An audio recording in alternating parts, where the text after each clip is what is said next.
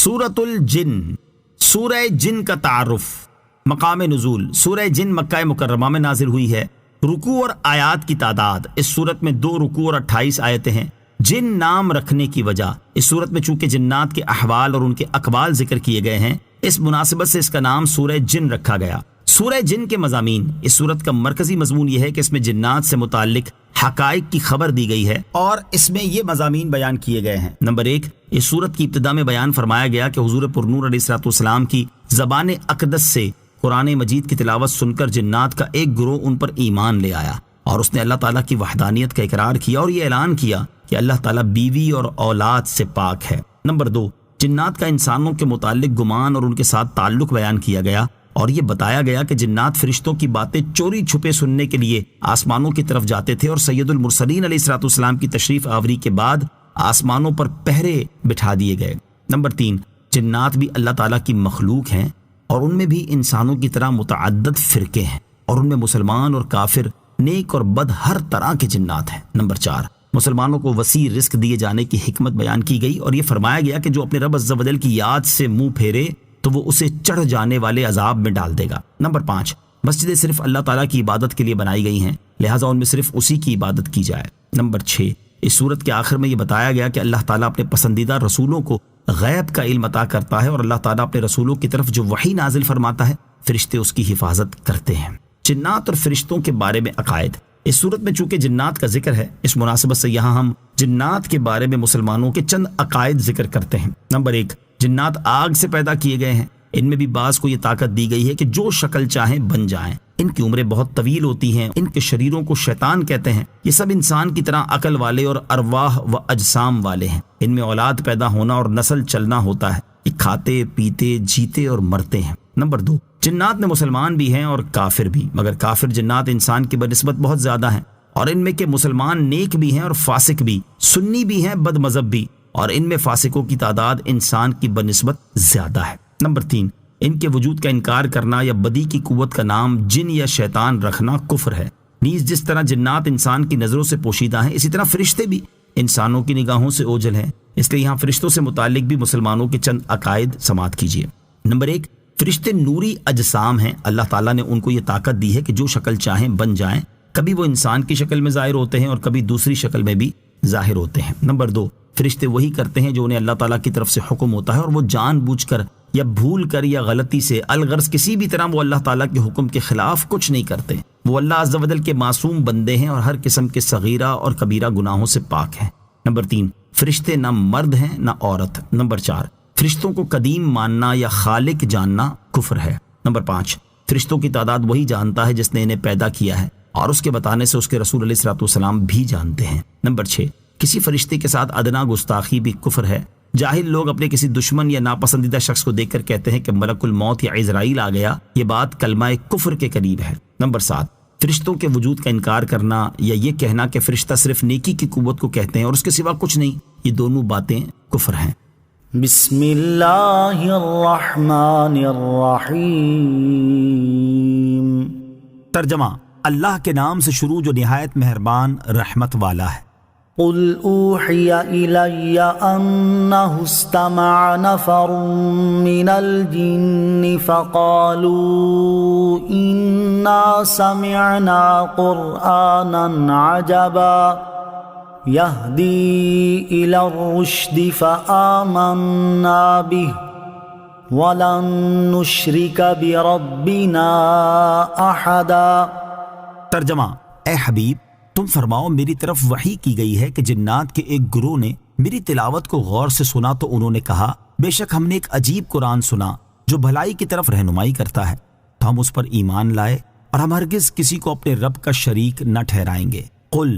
تم فرماؤ، اللہ تعالیٰ نے اپنے حبیب صلی اللہ تعالی علیہ وآلہ وسلم کو حکم ارشاد فرمایا کہ وہ اپنے صحابہ کرام علیہم الرضوان کے سامنے جنات کا واقعہ ظاہر فرما دے اور یہ بات بھی بیان فرما دے کہ جس طرح وہ انسانوں کی طرف مبعوث فرمائے گئے ہیں اسی طرح جنات کی طرف بھی مبعوث فرمائے گئے ہیں، تاکہ کفار قریش کو معلوم ہو جائے کہ جنات اپنی سرکشی کے باوجود جب قرآن مجید سنتے ہیں تو وہ اس کے اعجاز کو پہچان لیتے ہیں اور اس پر ایمان لے آتے ہیں، جبکہ انسان ہونے کے باوجود ان کی حالت جنات سے بھی کئی گزری ہے۔ چنانچہ اس آیت اور اس کے بعد والی آیت کا خلاصہ یہ ہے کہ اے حبیب صلی اللہ تعالیٰ علیہ وسلم آپ لوگوں سے فرما دیں کہ اللہ تعالیٰ کی طرف سے میری طرف وحی کی گئی ہے کہ نصیبین کہ کچھ جنوں نے مکہ اور طائف کے درمیان نخلا کے مقام پر فجر کی نماز میں میری تلاوت کو غور سے سنا تو انہوں نے اپنی قوم میں جا کر کہا ہم نے ایک عجیب قرآن سنا جو اپنی فصاحت و بلاغت، مضامین کی خوبی اور معنی کی بلندی میں ایسا نادر ہے کہ مخلوق کا کوئی کلام اس سے کوئی نسبت نہیں رکھتا، اور اس کی یہ شان ہے کہ وہ توحید اور ایمان کے راستے کی طرف رہنمائی کرتا ہے۔ تو ہم اس قرآن پر ایمان لائے اور آج کے بعد ہم ہرگز کسی کو اپنے رب عز و جل کا شریک نہ کریں گے۔ ان جنات کی تعداد مفسرین نے 9 تک بیان کی ہے۔ ان جنوں کا ذکر سورہ جن کے بعد نازل ہونے والی سورت سورہ احقاف میں بھی کیا گیا ہے۔ چنانچہ ارشاد باری تعالیٰ ہے وَإِذْ صَرَفْنَا إِلَيْكَ نَفَرًا مِّنَ الْجِنِّ يَسْتَمِعُونَ الْقُرْآنَ فَلَمَّا حَضَرُوهُ قَالُوا أَنصِتُوا فَلَمَّا قُضِيَ وَلَّوْا إِلَىٰ قَوْمِهِم مُّنذِرِينَ قالوا يا قومنا إنا سمعنا كتابا أنزل من بعد موسى مصدقا لما بين يديه يهدي إلى الحق وإلى طريق مستقيم يا قومنا أجيبوا داعي الله وآمنوا به يغفر لكم من ذنوبكم ويجركم من عذاب أليم ومن لا يجب داعي الله فليس بمعجز في الأرض وليس له من دونه أولياء أولئك في ضلال مبين۔ ترجمہ، ارے محبوب یاد کرو جب ہم نے تمہاری طرف جنوں کی ایک جماعت پھیری جو کان لگا کر قرآن سنتی تھی، پھر جب وہ نبی کی بارگاہ میں حاضر ہوئے تو آپس میں کہنے لگے خاموش رہو اور سنو۔ پھر جب تلاوت ختم ہو گئی تو وہ اپنی قوم کی طرف ڈراتے ہوئے پلٹ گئے، کہنے لگے اے ہماری قوم، ہم نے کتاب سنی ہے جو موسیٰ کے بعد نازل کی گئی ہے، وہ پہلی کتابوں کی تصدیق فرماتی ہے، حق اور سیدھے راستے کی طرف رہنمائی کرتی ہے۔ اے ہماری قوم، اللہ کے منادی کی بات مانو اور اس پر ایمان لاؤ، وہ تمہارے گناہوں میں سے بخش دے گا اور تمہیں دردناک عذاب سے بچا دے گا، اور جو اللہ کے بلانے والے کی بات نہ مانے تو وہ زمین میں قابو سے نکل کر جانے والا نہیں ہے، اور اللہ کے سامنے اس کا کوئی مددگار نہیں ہے، وہ کھلی گمراہی میں ہے۔ وَأَنَّهُ تَعَالَى جَدُّ رَبِّنَا مَا اتَّخَذَ صَاحِبَةً وَلَا وَلَدًا وَأَنَّهُ كَانَ يَقُولُ سَفِيهُنَا عَلَى اللَّهِ شَطَطًا وَأَنَّا ظَنَنَّا أَن لَّن تَقُولَ الْإِنسُ وَالْجِنُّ عَلَى اللَّهِ كَذِبًا۔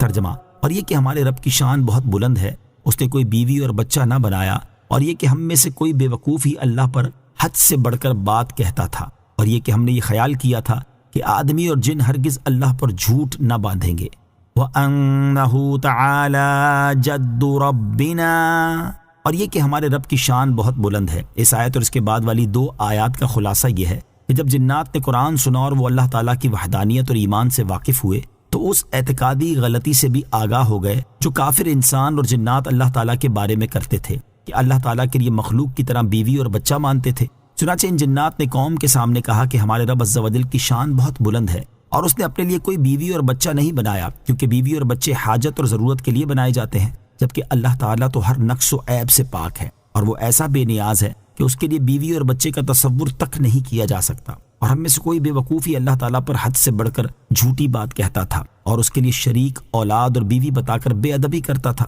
اور ہم نے تو یہ خیال کیا تھا کہ آدمی اور جن ہرگز اللہ تعالیٰ پر جھوٹ نہ باندھیں گے اور اس پر بہتان نہیں لگائیں گے، اس لیے ہم ان کی ان تمام باتوں کی تصدیق کرتے تھے جو کچھ وہ اللہ تعالیٰ کی شان میں کہتے تھے، اور ان کی پیروی میں رب تعالیٰ کی طرف بیوی اور بچے کی نسبت کرتے تھے، یہاں تک کہ قرآن کریم کی ہدایت سے ہم پر ان کا جھوٹ اور بہتان ظاہر ہو گیا۔ وَأَنَّهُ كَانَ رِجَالٌ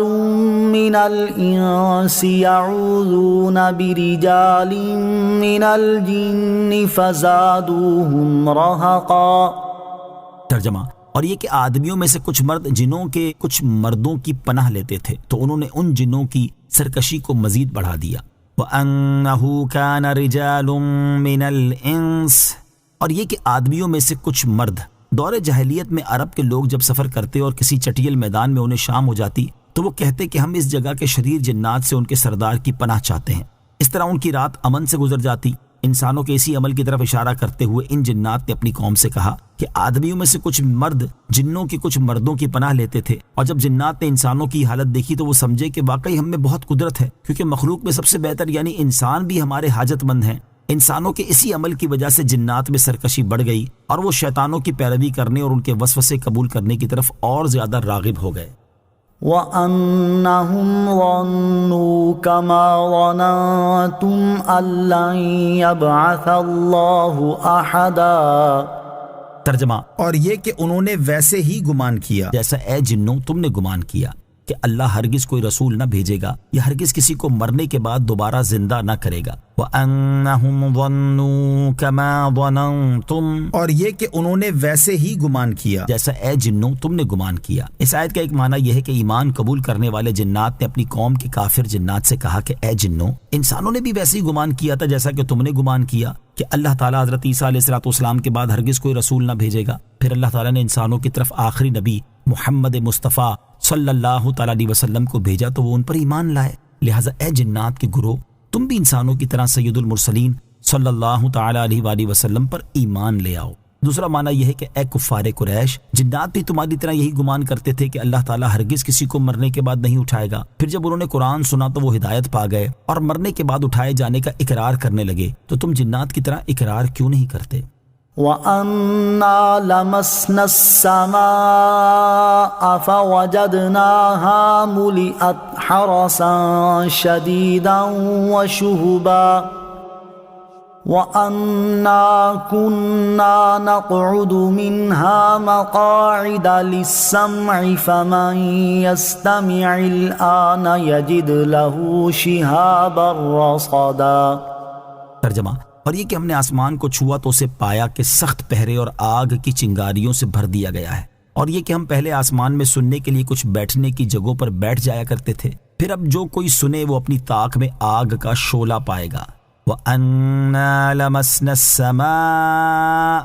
اور یہ کہ ہم نے آسمان کو چھوا۔ اس آیت اور اس کے بعد والی آیت کا خلاصہ یہ ہے کہ جنات نے کہا ہم نے اپنی عادت کے مطابق آسمان والوں کا کلام سننے کے لیے آسمان دنیا پر جانا چاہا تو اسے یوں پایا کہ فرشتوں کے سخت پہرے اور آگ کی چنگاریوں سے بھر دیا گیا ہے تاکہ جنات کو آسمان والوں کی باتیں سننے کے لیے آسمان تک پہنچنے سے روکا جائے۔ حالانکہ ہم نبی کریم علیہ السلام کی تشریف آوری سے پہلے آسمان میں فرشتوں کی باتیں سننے کے لیے پہرے اور آگ کی چنگاریوں سے خالی کچھ جگہوں پر بیٹھ جایا کرتے تھے، اور نبی کریم علیہ السلام کی تشریف آوری کے بعد وہ جگہ بھر دی گئی ہیں۔ لہٰذا اب جو کوئی سننے کی کوشش کرے گا تو وہ اپنی طاق میں ستارے کی صورت میں آگ کا شعلہ پائے گا جس سے اس کو مارا جائے۔ حضرت عبداللہ ابن عباس رضی اللہ تعالیٰ عنہما فرماتے ہیں جن آسمانوں کی طرف چڑھتے اور انتہائی غور سے وحی سنتے اور ایک کلمہ سن کر 9 کلمے اپنی طرف سے ملا لیتے، ایک کلمہ تو حق ہوتا لیکن جو اضافہ کرتے وہ باطل ہوتا۔ رسول کریم علیہ السلام کی بعثت کے بعد انہیں وہاں جانے سے روک دیا گیا۔ انہوں نے یہ معاملہ ابلیس سے ذکر کیا اور اس سے پہلے انہیں ستاروں سے نہیں مارا جاتا تھا۔ ابلیس نے کہا کہ ضرور زمین میں کوئی نیا واقعہ رونما ہوا ہے جس کی وجہ سے یہ رکاوٹ آئی ہے، چنانچہ اس نے اپنا لشکر بھیجا۔ انہوں نے تاجدار رسالت صلی اللہ تعالیٰ علیہ وسلم کو پہاڑوں کے درمیان یا مکے میں نماز پڑھتے ہوئے پایا۔ پھر اس لشکر نے ابلیس سے ملاقات کر کے یہ بات اسے بتائی تو اس نے کہا یہی وہ نئی بات ہے جو زمین میں پیدا ہوئی ہے۔ وَأَنَّا لَا نَدْرِي أَشَرٌ أُرِيدَ بِمَن فِي الْأَرْضِ أَمْ أَرَادَ بِهِمْ رَبُّهُمْ رَشَدًا۔ ترجمہ، اور یہ کہ ہمیں نہیں معلوم کہ کیا زمین میں رہنے والوں سے کسی برائی کا ارادہ فرمایا گیا ہے یا ان کے رب نے ان کے ساتھ کسی بھلائی کا ارادہ فرمایا ہے۔ وَأَنَّا لَا نَدْرِي أَشَرٌ أُرِيدَ بِمَن فِي الْأَرْضِ، اور یہ کہ ہمیں نہیں معلوم کہ کیا زمین میں رہنے والوں سے کسی برائی کا ارادہ فرمایا گیا ہے۔ اس آیت کی تفسیر میں ایک قول یہ ہے کہ ایمان قبول کرنے والے جنات کو یہ ڈر ہوا کہ زمین پر رہنے والے بہت سارے لوگ ایمان نہیں لائیں گے۔ اس پر انہوں نے اپنی قوم سے کہا ہم نہیں جانتے کہ جس قرآن پر ہم ایمان لائے ہیں زمین پر رہنے والے اس کا انکار کرتے ہیں یا اس پر ایمان لاتے ہیں۔ دوسرا قول یہ ہے کہ ابلیس نے کہا کہ ہمیں نہیں معلوم کہ ہماری اس بندش اور روک سے اللہ تعالیٰ نے زمین والوں پر عذاب نازل کرنے کا ارادہ فرمایا ہے یا ان کی طرف کسی رسول کو بھیجنے کا ارادہ فرمایا ہے۔ تیسرا قول یہ ہے کہ جنات نے تاجدار رسالت صلی اللہ تعالیٰ علیہ وسلم کی تلاوت سننے سے پہلے آپس میں کہا کہ ہم نہیں جانتے کہ سید المرسلین صلی اللہ تعالیٰ علیہ وآلہ وسلم کو انسانوں کی طرف بھیج کر ان کے ساتھ برائی کا ارادہ فرمایا گیا ہے یا ان کی بھلائی چاہی گئی ہے، کیونکہ اگر لوگ انہیں جھٹلائیں گے تو وہ اپنے جھٹلانے کی وجہ سے سابقہ امتوں کی طرح ہلاک کر دیے جائیں گے، اور اگر ایمان لے آئیں گے تو ہدایت پا جائیں گے۔ وَأَنَّا مِنَّا الصَّالِحُونَ وَمِنَّا دُونَ ذَلِكَ كُنَّا طَرَائِقَ قِدَدًا وَأَنَّا ظَنَنَّا أَن لَّن نُّعْجِزَ اللَّهَ فِي الْأَرْضِ وَلَن نُّعْجِزَهُ هَرَبًا۔ ترجمہ، اور یہ کہ ہم میں کچھ نیک ہیں اور کچھ اس کے علاوہ ہیں، ہم مختلف راہوں میں بٹے ہوئے ہیں، اور یہ کہ ہمیں یقین ہو گیا ہے کہ ہم ہرگز زمین میں اللہ کو بے بس نہیں کر سکتے اور نہ زمین سے بھاگ کر اسے بے بس کر سکتے ہیں۔ وَأَنَّا مِنَّا الصَّالِحُونَ، اور یہ کہ ہم میں کچھ نیک ہیں۔ اس آیت کی ایک تفسیر یہ ہے کہ ایمان قبول کرنے والے جنات نے اپنے ساتھیوں کو رسول کریم علیہ الصلوۃ والسلام پر ایمان لانے کی دعوت دینے کے بعد ایک دوسرے سے کہا کہ قرآن کریم سننے کے بعد ہم میں کچھ مخلص، مومن، متقی اور ابرار ہیں اور کچھ کامل نیک نہیں ہیں، اور ہم مختلف مذاہب کی طرح مختلف احوال میں بٹے ہوئے ہیں۔ دوسری تفسیر یہ ہے کہ جنات نے کہا کہ قرآن کریم سننے سے پہلے ہم میں سے کچھ جنات طبعی طور پر نیک سیرت ہیں اور دوسروں کے ساتھ معاملات کرنے میں نیکی اور بھلائی کی طرف مائل ہیں، اور کچھ ان کی طرح نیک سیرت نہیں ہیں اور ہم مختلف حالتوں میں بٹے ہوئے ہیں۔ تیسری تفسیر یہ ہے کہ جنات نے کہا کہ قرآن کریم سننے سے پہلے ہم میں سے کچھ جنات حضرت عیسیٰ علیہ الصلوۃ والسلام پر ایمان لانے والے اور اللہ تعالیٰ کی وحدانیت کا اقرار کرنے والے ہیں، اور کچھ کافر بھی ہیں، اور ہم مختلف دینوں میں بٹے ہوئے ہیں۔ وَأَنَّا ظَنَنَّا، اور یہ کہ ہمیں یقین ہو گیا ہے۔ جنات نے کہا کہ اللہ تعالیٰ کی آیات میں غور و فکر کرنے کے بعد ہمیں یقین ہو گیا ہے کہ ہم زمین کے کسی کنارے میں بھی رہ کر اللہ تعالیٰ کو ہمارے بارے میں اپنا ارادہ پورا کرنے سے بے بس نہیں کر سکتے، اور نہ زمین سے آسمان کی طرف بھاگ کر اسے بے بس کر سکتے ہیں۔ وَأَنَّا لَمَّا سَمِعْنَا الْهُدَىٰ آمَنَّا بِهِ فَمَن يُؤْمِن بِرَبِّهِ فَلَا يَخَافُ بَخْسًا وَلَا رَهَقًا۔ ترجمہ، اور یہ کہ ہم نے جب ہدایت یعنی قرآن کو سنا تو اس پر ایمان لائے، تو جو اپنے رب پر ایمان لائے اسے نہ کسی کمی کا خوف ہوگا اور نہ کسی زیادتی کا۔ وَأَنَّا لَمَّا سَمِعْنَا الْهُدَىٰ، اور یہ کہ ہم نے جب ہدایت یعنی قرآن کو سنا، ایمان قبول کرنے والے جنات نے اپنے ساتھیوں سے کہا، ہم نے جب اس قرآن پاک کو سنا جو سب سے سیدھی راہ دکھاتا ہے تو ہم کسی تاخیر اور شک کے بغیر فوراً اس پر اور اللہ تعالیٰ پر ایمان لے آئے، اور رسول کریم صلی اللہ تعالیٰ علیہ وآلہ وسلم کی رسالت کی تصدیق کر دی۔ تو جو اپنے رب عز و جل پر اور جس قرآن کو اس نے نازل کیا اس پر ایمان لائے تو اسے نیکیوں یا ثواب کی کسی کمی کا خوف ہے اور نہ بدیوں کی کسی زیادتی کا ڈر ہے۔ تو اے ہمارے ساتھیوں، تم بھی ہماری طرح قرآن اور نبی کریم علیہ الصلوۃ والسلام پر ایمان لے آؤ۔ وَأَنَّا مِنَّا الْمُسْلِمُونَ وَمِنَّا الْقَاسِطُونَ فَمَنْ أَسْلَمَ فَأُولَئِكَ تَحَرَّوْا رَشَدًا وَأَمَّا الْقَاسِطُونَ فَكَانُوا لِجَهَنَّمَ حَطَبًا۔ ترجمہ، اور یہ کہ ہم میں کچھ مسلمان ہیں اور کچھ ظالم، تو جو اسلام لائے تو وہی ہیں جنہوں نے ہدایت کا قصد کیا، اور بہرحال جو ظالم ہیں تو وہ جہنم کے ایندھن ہو گئے۔ وَأَنَّا مِنَّا الْمُسْلِمُونَ،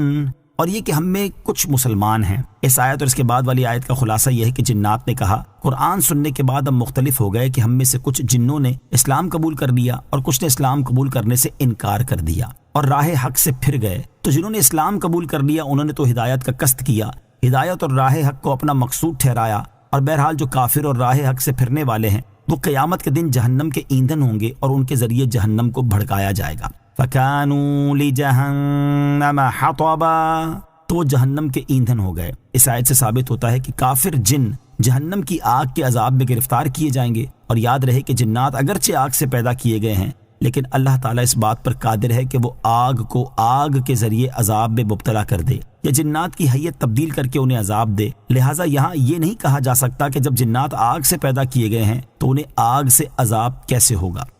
وَأَن لَّوْ اسْتَقَامُوا عَلَى الطَّرِيقَةِ لَأَسْقَيْنَاهُم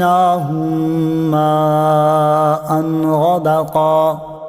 ترجمہ، اور یہ کہ اگر وہ راستے پر سیدھے ہو جاتے تو ضرور ہم انہیں وافر مقدار میں پانی دیتے۔ وَأَلَّوِ اسْتَقَامُوا عَلَى الطَّرِيقَةِ، اور یہ کہ اگر وہ راستے پر سیدھے ہو جاتے۔ اس آیت کی تفسیر یہ ہے کہ اے حبیب صلی اللہ تعالی علیہ وآلہ وسلم، آپ اپنی امت سے فرما دیں کہ مجھے یہ وحی کی گئی ہے کہ اگر انسان اسلام کے راستے پر سیدھے ہو جاتے اور ایمان لے آتے تو ضرور ہم دنیا میں ان پر رزق وسیع کرتے اور انہیں کثیر پانی اور وسعت عیش عنایت فرماتے۔ دوسری تفسیر یہ ہے کہ اے حبیب صلی اللہ تعالی علیہ وآلہ وسلم، آپ فرما دیں مجھے یہ وحی کی گئی ہے کہ اگر کافر اپنی گمراہی کے راستے پر قائم رہتے تو ہم ان پر اپنا رزق وسیع کر دیتے۔ پہلی تفسیر کی نظیر یہ آیات مبارکہ ہیں۔ نمبر 1، وَلَوْ أَنَّهُمْ أَقَامُوا التَّوْرَاةَ وَالْإِنْجِيلَ وَمَا أُنْزِلَ إِلَيْهِمْ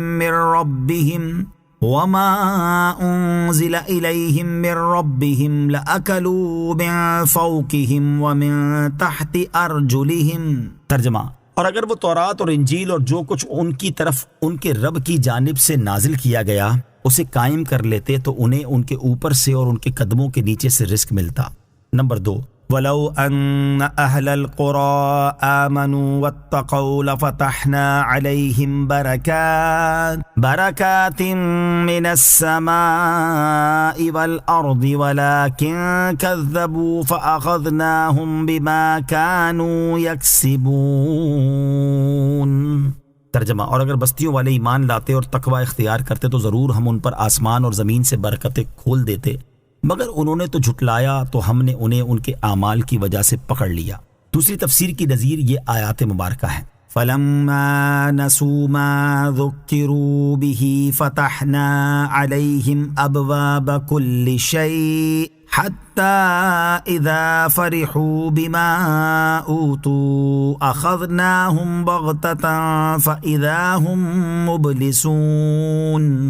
ترجمہ، پھر جب انہوں نے ان نصیحتوں کو بھلا دیا جو انہیں کی گئی تھی تو ہم نے ان پر ہر چیز کے دروازے کھول دیے، یہاں تک کہ جب وہ اس پر خوش ہو گئے جو انہیں دی گئی تو ہم نے اچانک انہیں پکڑ لیا، پس اب وہ مایوس ہیں۔ نمبر 2، أَيَحْسَبُونَ أَنَّمَا نُمِدُّهُمْ بِهِ مِن مَّالٍ وَبَنِينَ نُسَارِعُ لَهُمْ فِي الْخَيْرَاتِ بَل لَّا يَشْعُرُونَ۔ ترجمہ، کیا یہ خیال کر رہے ہیں کہ وہ جو ہم مال اور بیٹوں کے ساتھ ان کی مدد کر رہے ہیں تو یہ ہم ان کے لیے بھلائیوں میں جلدی کر رہے ہیں، بلکہ انہیں خبر نہیں۔ لِنَفْتِنَهُمْ فِيهِ وَمَن يُعْرِضْ عَن ذِكْرِ رَبِّهِ يَسْلُكْهُ عَذَابًا صَعَدًا۔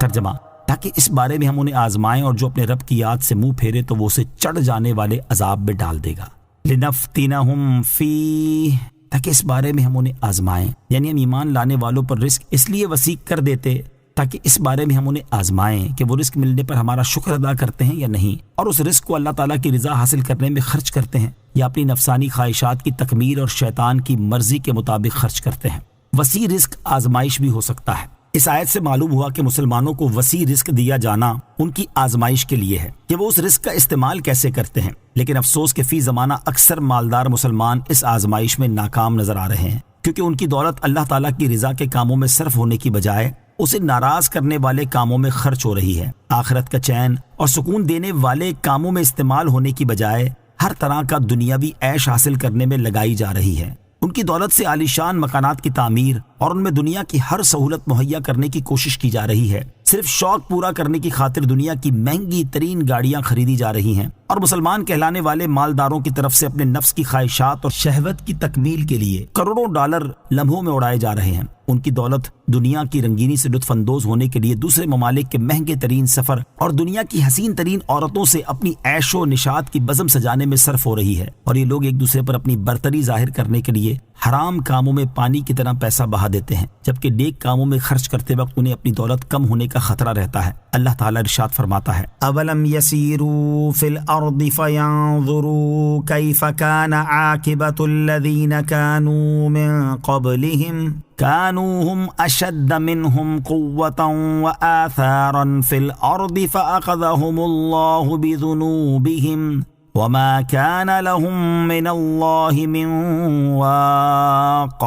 ترجمہ، تو کیا انہوں نے زمین میں سفر نہ کیا تو دیکھتے کہ ان سے پہلے لوگوں کا کیسا انجام ہوا۔ وہ پہلے لوگ قوت اور زمین میں چھوڑی ہوئی نشانیوں کے اعتبار سے ان سے بڑھ کر تھے، تو اللہ نے انہیں ان کے گناہوں کے سبب پکڑ لیا اور ان کے لیے اللہ سے کوئی بچانے والا نہ تھا۔ اور ارشاد فرمایا وعد اللہ المنافقین والمنافقات والکفار نار جہنم خالدین فیہا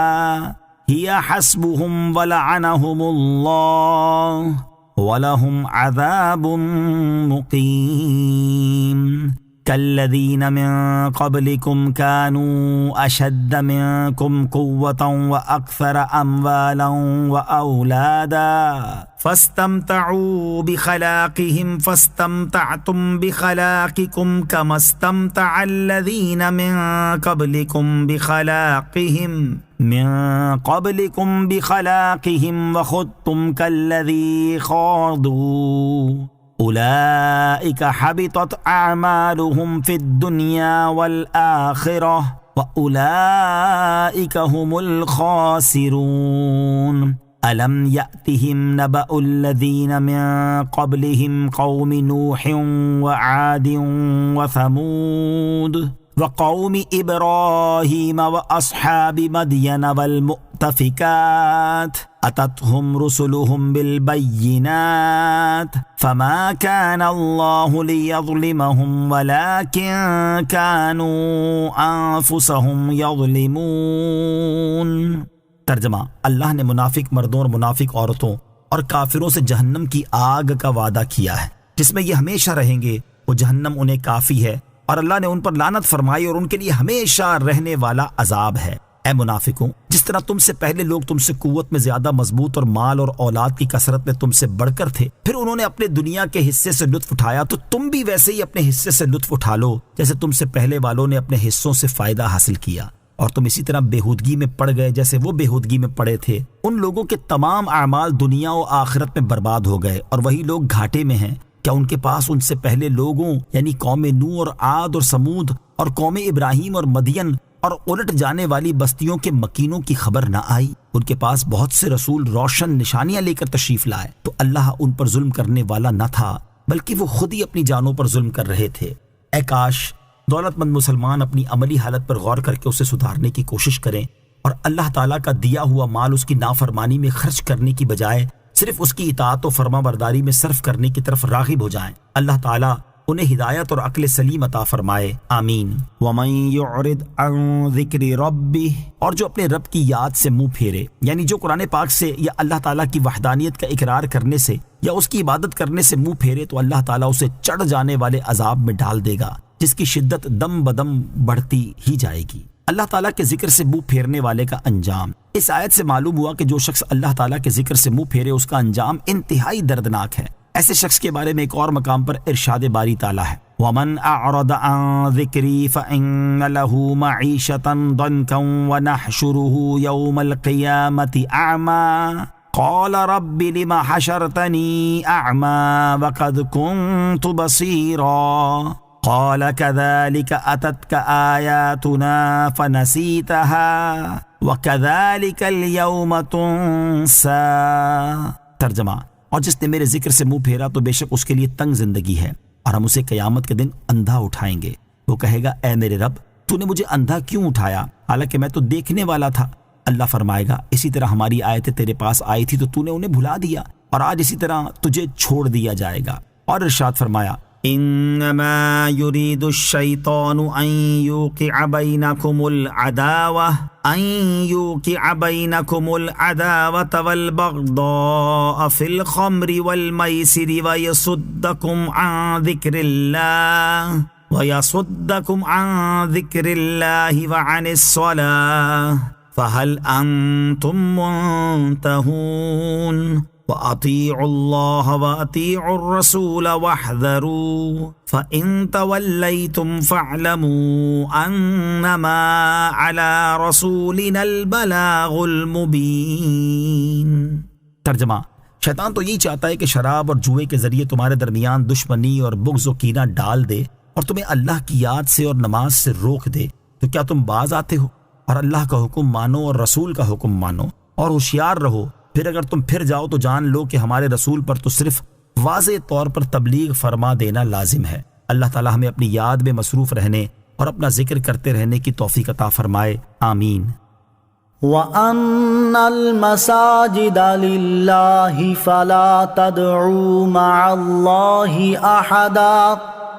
ترجمہ، اور یہ کہ مسجدیں اللہ ہی کی ہیں تو اللہ کے ساتھ کسی کی عبادت نہ کرو۔ وَأَنَّ الْمَسَاجِدَ لِلَّهِ، اور یہ کہ مسجدیں اللہ ہی کی ہیں، یعنی میری طرف وحی کی گئی ہے کہ جو مکان بطور خاص نماز ادا کرنے اور اللہ تعالیٰ کے ذکر کے لیے بنائے گئے ہیں ان کا مالک اللہ تعالیٰ ہی ہے۔ لہٰذا اے مسلمانوں، جب تم ان مسجدوں میں جاؤ تو اللہ تعالیٰ کے ساتھ کسی اور کی عبادت نہ کرو، جیسا کہ یہودیوں اور عیسائیوں کا طریقہ تھا کہ وہ اپنے گرجاؤں اور عبادت خانوں میں شرک کرتے تھے۔ اس آیت کو لے کر بعض جاہل لوگ یا رسول اللہ پکارنے کو حرام قرار دیتے ہیں، حالانکہ نبی کریم علیہ الصلوۃ والسلام کو تو مسجد میں عین حالت نماز میں پکارا جاتا ہے۔ جب السلام علیک ایھا النبی کہا جاتا ہے، آیت میں پکارنے سے مراد معبود بنا کر پکارنا ہے، نہ کہ کسی بھی طرح کسی کو بھی پکارنا منع ہو جائے۔ آیت وَأَنَّ الْمَسَاجِدَ لِلَّهِ سے حاصل ہونے والی معلومات۔ نمبر 1، وقف اور احترام کے احکام میں تمام مسجدیں برابر ہیں، اگرچہ بعض مساجد میں نماز ادا کرنے پر ملنے والے اجر و ثواب میں فرق ہے۔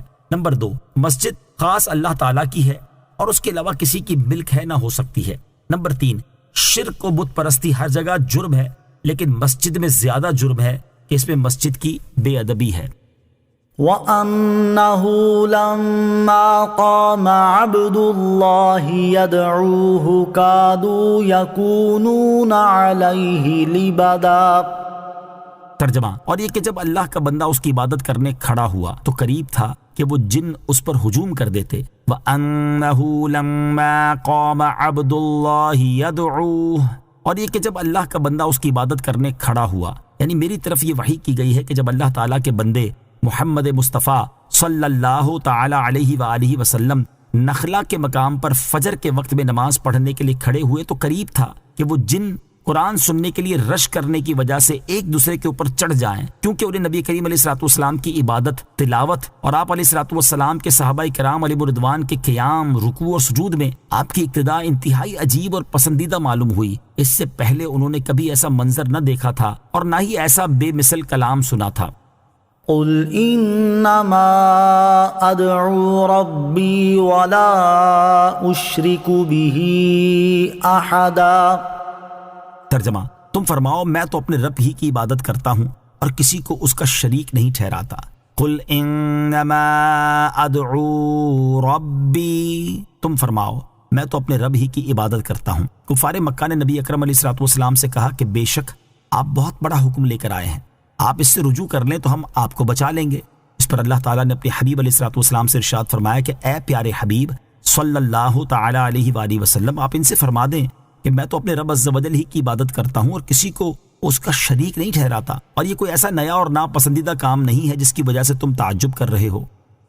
قُلْ إِنِّي لَا أَمْلِكُ لَكُمْ ضَرًّا وَلَا رَشَدًا۔ قُلْ إِنِّي لَن يُجِيرَنِي مِنَ اللَّهِ أَحَدٌ وَلَنْ أَجِدَ مِن دُونِهِ مُلْتَحَدًا۔ ترجمہ، تم فرماؤ بے شک میں تمہارے لیے کسی نقصان اور نفع کا مالک نہیں ہوں۔ تم فرماؤ یقیناً ہرگز مجھے اللہ سے کوئی نہ بچائے گا اور ہرگز اس کے سوا کوئی پناہ نہ پاؤں گا۔ قل، تم فرماؤ، یعنی اے حبیب علیہ الصلوۃ والسلام، آپ عرب کے مشرکین سے فرما دیں جو آپ کی نصیحت آپ کی طرف پھیر رہے ہیں کہ میں تمہارے کسی دینی اور دنیاوی نفع نقصان کا مالک نہیں، کیونکہ ان چیزوں کا حقیقی مالک وہ اللہ عز و جل ہے جو ہر چیز کا مالک ہے۔ قل، تم فرماؤ، یعنی اے حبیب صلی اللہ تعالی علیہ وآلہ وسلم، آپ ان مشرکین سے فرما دیں کہ بالفرض اگر میں اللہ تعالیٰ کے حکم کی مخالفت کروں اور اس کے ساتھ کسی کو شریک ٹھہراؤں تو ہرگز مجھے مخلوق میں سے کوئی اللہ عز و جل کے قہر اور اس کے عذاب سے نہ بچا سکے گا، اور نہ ہی کوئی مددگار میری مدد کرے گا، اور میں سختیوں کے وقت ہرگز اس کے سوا کوئی پناہ نہ پاؤں گا۔ حضرت نوح اور حضرت صالح علیہ الصلوۃ والسلام نے بھی اپنی قوموں سے اسی طرح فرمایا تھا۔ چنانچہ جب حضرت نوح علیہ الصلوۃ والسلام سے ان کی قوم کے لوگوں نے غریب مسلمانوں کو اپنے آپ سے دور کرنے کا مطالبہ کیا تو انہیں حضرت نوح علیہ الصلوۃ والسلام نے یہ جواب دیا، وَيَا قَوْمِ مَن يَنصُرُنِي مِنَ اللَّهِ إِن طَرَدتُّهُمْ أَفَلَا تَذَكَّرُونَ۔ ترجمہ، اور میری قوم اگر میں انہیں دور کر دوں تو مجھے اللہ سے کون بچائے گا، تو کیا تم نصیحت حاصل نہیں کرتے؟ اور حضرت صالح علیہ الصلوۃ والسلام نے اپنی قوم سے فرمایا، یا قوم ارأیتم ان کنت علی بینۃ من ربی وآتانی منہ رحمہ وآتانی منہ رحمتا فمن ینصرنی من اللہ ان عصیتہ۔ ترجمہ: اے میری قوم، بھلا بتاؤ کہ اگر میں اپنے رب کی طرف سے روشن دلیل پر ہوں اور اس نے مجھے اپنے پاس سے رحمت عطا فرمائی ہو، تو اگر میں اس کی نافرمانی کروں تو مجھے اس سے کون بچائے گا؟ إلا بلاغا من الله ورسالاته ومن يعص الله ورسوله فإن له نار جهنم خالدين فيها أبدا۔ ترجمہ: مگر میرا کام اللہ کی طرف سے تبلیغ اور اس کے پیغامات پہنچانا ہے، اور جو اللہ اور اس کے رسول کا حکم نہ مانے تو بے شک اس کے لیے جہنم کی آگ ہے جس میں ہمیشہ ہمیشہ رہیں گے۔ الا بلاغا من اللہ ورسالاتہ، مگر اللہ کی طرف سے تبلیغ اور اس کے پیغامات پہنچانا ہے۔ اس آیت کا معنی یہ ہے کہ اللہ تعالیٰ نے اپنے حبیب صلی اللہ تعالیٰ علیہ وآلہ وسلم سے ارشاد فرمایا کہ اے حبیب صلی اللہ تعالیٰ علیہ وآلہ وسلم، آپ مشرکین سے فرما دیں کہ میں تمہارے نفع و نقصان کا مالک نہیں، البتہ میرا کام یہ ہے کہ میں تمہیں ان چیزوں کی تبلیغ کر دوں جن کی تبلیغ کرنے کا مجھے اللہ تعالیٰ نے حکم دیا ہے، اور تم تک اللہ تعالیٰ کے وہ پیغامات پہنچا دوں جو اس نے مجھے دے کر تمہاری طرف بھیجا ہے۔ اور جہاں تک ہدایت اور گمراہی کا تعلق ہے تو اس کا اختیار مخلوق میں سے کسی کے پاس نہیں بلکہ صرف اللہ تعالیٰ کے پاس ہے۔ وہ جسے چاہے ہدایت دے اور جسے چاہے گمراہ کرے، اور جو توحید کے معاملے میں اللہ تعالیٰ اور اس کے رسول کی یوں نافرمانی کرے گا کہ انہوں نے جس چیز کا حکم دیا اور جس چیز کی طرف بلایا اس پر عمل کرنے کی بجائے شرک کرنے لگے، تو بے شک ان کے لیے جہنم کی آگ ہے جس میں وہ ہمیشہ ہمیشہ رہیں گے۔ حتى إذا رأوا ما يوعدون فسيعلمون من أضعف ناصرا وأقل عددا۔ ترجمہ: یہاں تک کہ جب وہ اسے دیکھیں گے جس کی انہیں وعید سنائی جاتی تھی تو جلد جان جائیں گے کہ کس کا مددگار کمزور ہے اور کس کی تعداد کم ہے۔ حتی اذا رأوا ما یوعدون، یہاں تک کہ جب وہ اسے دیکھیں گے جس کی انہیں وعید سنائی جاتی تھی، یعنی وہ اپنے کفر پر جمے رہیں گے یہاں تک کہ جب قیامت کے دن اس عذاب کو دیکھیں گے جس کا انہیں وعدہ دیا جاتا ہے، تو اس وقت جان جائیں گے کہ کافر کے مددگار کمزور ہیں، نیز یہ کہ ان کے مددگاروں کی تعداد کم ہے یا مومن کے۔ مراد یہ ہے کہ اس دن کافر کا کوئی مددگار نہ ہوگا اور مومن کی مدد اللہ تعالیٰ اور اس کے انبیاء کرام علیہم الصلوۃ والسلام اور فرشتے سب فرمائیں گے۔ قیامت کے دن کافروں اور مسلمانوں کا حال، قیامت کے دن کفار کا کوئی مددگار ہونے اور کسی کی طرف سے ان کی شفاعت نہ کیے جانے کے بارے میں ایک اور مقام پر اللہ تعالیٰ ارشاد فرماتا ہے، ما للظالمین من حمیم ولا شفیع یطاع۔ ترجمہ: ظالموں کا نہ کوئی دوست ہوگا اور نہ کوئی سفارشی جس کا کہا مانا جائے۔ اور اس دن ایمان والوں کو ملنے والی عزت، کرامت اور کثرت بیان کرتے ہوئے ارشاد فرماتا ہے، جنات عدن يدخلونها ومن صلح من آبائهم وأزواجهم وذرياتهم والملائكة يدخلون عليهم من كل باب سلام علیکم بما صبرتم فنعم عقبی الدار۔ ترجمہ: وہ ہمیشہ رہنے کے باغات ہیں، ان میں وہ لوگ داخل ہوں گے اور ان کے باپ دادا اور بیویوں اور اولاد میں سے جو لائق ہوں گے، اور ہر دروازے سے فرشتے ان کے پاس یہ کہتے آئیں گے، تم پر سلامتی ہو کیونکہ تم نے صبر کیا، تو آخرت کا اچھا انجام کیا ہی خوب ہے۔ اور ارشاد فرمایا، ان اصحاب الجنة اليوم في شغل فاكهون هم وازواجهم في ظلال على الارائك متكئون لهم فيها فاكهة ولهم ما يدعون سلام قولا من رب رحیم۔ ترجمہ: بے شک جنت والے آج دل بہلانے والے کاموں میں لطف اندوز ہو رہے ہوں گے۔ وہ اور ان کی بیویاں تختوں پر تکیہ لگائے سایوں میں ہوں گے، ان کے لیے جنت میں پھل میوہ ہوگا اور ان کے لیے ہر وہ چیز ہوگی جو وہ مانگیں گے، مہربان رب کی طرف سے فرمایا ہوا سلام ہوگا۔ قل ان ادری اقریب ما توعدون ام یجعل له ربی امدا۔ ترجمہ: تم فرماؤ میں نہیں جانتا کہ جس کی تمہیں وعید سنائی جاتی ہے وہ نزدیک ہے یا میرا رب اس کے لیے ایک وقفہ کرے گا۔ کل تم فرماؤ۔ شان نزول، جب مشرکین نے اوپر والی آیت میں دیے گئے وعدے کو سنا تو نضر بن حارث نے کہا کہ جس کا آپ ہمیں وعدہ دے رہے ہیں یہ کب پورا ہوگا؟ اس کے جواب میں یہ آیت نازل ہوئی اور فرمایا گیا کہ اے حبیب صلی اللہ تعالی علیہ وآلہ وسلم، آپ ان مشرکین سے فرما دیں کہ قیامت کے دن اس عذاب کا واقع ہونا تو یقینی ہے، البتہ میں اللہ تعالیٰ کے بتائے بغیر یہ نہیں جانتا کہ وہ نزدیک ہے یا میرا رب عز و جل اسے نازل کرنے کے لیے ایک وقفہ کرے گا۔ یاد رہے کہ اللہ تعالیٰ کے بتانے سے تاجدار رسالت صلی اللہ تعالی علیہ وآلہ وسلم کو قیامت واقع ہونے کے وقت کا علم ہے، اور اس کی دلیل وہ تمام احادیث ہیں جن میں رسول کریم صلی اللہ تعالی علیہ وآلہ وسلم نے قیامت کی علامت اور نشانیاں بیان فرمائیں، حتیٰ کہ مہینہ، دن اور وہ وقت بھی بتا دیا جس میں قیامت قائم ہوگی۔ عالم الغیب فلا یظہر علی غیبہ احدا الا من ارتضى من رسول فإنه يسلك من بين يديه ومن خلفه رصدا۔ ترجمہ: غیب کا جاننے والا اپنے غیب پر کسی کو اطلاع نہیں دیتا سوائے اپنے پسندیدہ رسولوں کے کہ ان کے آگے پیچھے پہرے دار مقرر کر دیتا ہے۔ عالم الغیب،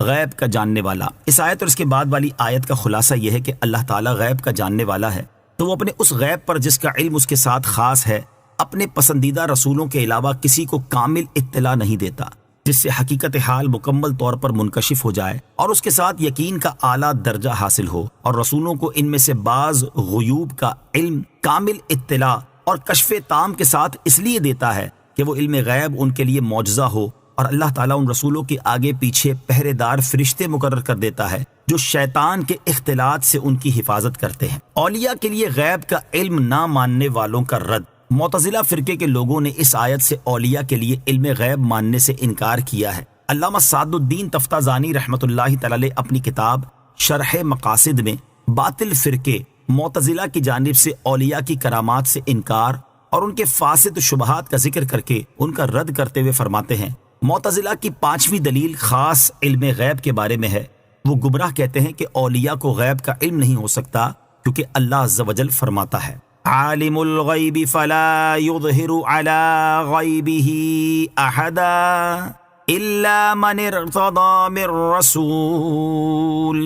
غیب کا جاننے والا تو اپنے غیب پر مسلط نہیں کرتا مگر اپنے پسندیدہ رسولوں کو۔ جب غیب پر اطلاع رسولوں کے ساتھ خاص ہے تو اولیاء کیوں کر غیب جان سکتے ہیں؟ ائمہ اہل سنت نے جواب دیا کہ یہاں غیب عام نہیں جس کے یہ معنی ہو کہ کوئی غیب رسولوں کے سوا کسی کو نہیں بتاتا جس سے مطلقاً اولیاء کے علوم غیب کی نفی ہو سکے، بلکہ یہ تو مطلق ہے، یعنی کچھ غیب ایسے ہیں کہ غیر رسول کو نہیں معلوم ہوتے، یا اس سے خاص وقوع قیامت کا وقت مراد ہے کہ خاص اس غیب کی اطلاع رسولوں کے سوا اوروں کو نہیں دیتے، اور اس پر قرینہ یہ ہے کہ اوپر کی آیت میں غیب قیامت ہی کا ذکر ہے۔ تو آیت سے صرف اتنا مطلب نکلا کہ بعض غیبوں یا خاص قیامت کے وقت کی تعیین پر اولیاء کو اطلاع نہیں ہوتی، نہ یہ کہ اولیاء کوئی غیب نہیں جانتے۔ اس پر اگر یہ شبہ قائم ہو کہ اللہ تعالیٰ تو رسولوں کا استثناء فرما رہا ہے کہ وہ ان غیبوں پر مطلع ہوتے ہیں جن کو اور لوگ نہیں جانتے، اب اگر اس سے قیامت کے وقت کی تعیین مراد ہے تو رسولوں کا بھی استثناء نہ رہے گا کہ یہ تو ان کو بھی نہیں بتایا جاتا۔ اس کا جواب یہ فرمایا کہ فرشتوں یا انسانوں میں سے بعض رسولوں کو قیامت کے وقت کی تعیین کا علم ملنا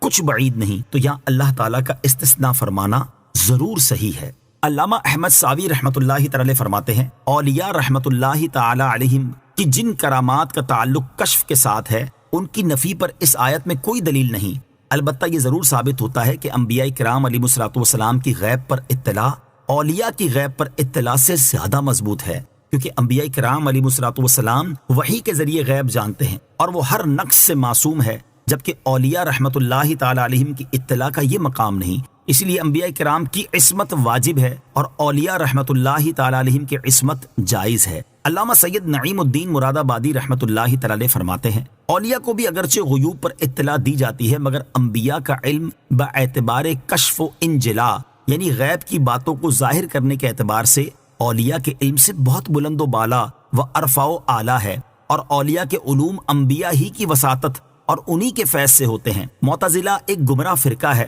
وہ اولیاء کے لیے علم غیب کا قائل نہیں، اس کا خیال باطل اور احادیث کثیرہ کے خلاف ہے، اور اس آیت سے ان کا تمسک یعنی دلیل پکڑنا صحیح نہیں۔ بیان مذکورہ بالا میں اس کا اشارہ کر دیا گیا ہے۔ سید الرسل خاتم الانبیاء محمد مصطفیٰ صلی اللہ تعالی علیہ وآلہ وسلم مرتضی رسولوں میں سب سے اعلیٰ ہیں۔ اللہ تعالیٰ نے آپ کو تمام اشیاء کے علوم عطا فرمائے، جیسا کہ سیاح کی معتبر احادیث سے ثابت ہے، اور یہ آیت حضور علیہ الصلوۃ والسلام کے اور تمام مرتضی رسولوں کے لیے غیب کا علم ثابت کرتی ہے۔ لِيَعْلَمَ أَن قَدْ أَبْلَغُوا رِسَالَاتِ رَبِّهِمْ وَأَحَاطَ بِمَا لَدَيْهِمْ وَأَحْصَى كُلَّ شَيْءٍ عَدَدًا۔ ترجمہ: تاکہ اللہ دیکھ لے کہ بے شک انہوں نے اپنے رب کے پیغامات پہنچا دیے ہیں، اور اللہ نے وہ سب کچھ گھیر رکھا ہے جو ان کے پاس ہے، اور اس نے ہر چیز کی گنتی شمار کر رکھی ہے۔ لیعلم، تاکہ دیکھ لے، یعنی اللہ تعالیٰ کے پسندیدہ رسولوں کے ہر طرف فرشتوں کا یہ پہرا اس لیے لگایا جاتا ہے تاکہ اللہ تعالیٰ دیکھ لے کہ انہوں نے اپنے رب کے پیغامات اختلاط سے محفوظ رکھ کر پہنچا دیے ہیں، اور اللہ تعالیٰ کو وہ سب کچھ معلوم ہے جو ان رسولوں اور فرشتوں کے پاس ہے، تو ان کے امور میں سے کوئی چیز بھی اللہ تعالیٰ سے مخفی نہیں، اور اس نے اپنی پیدا کی ہوئی ہر چیز کی گنتی شمار کر رکھی ہے۔ آمنت باللہ صدق اللہ العظیم۔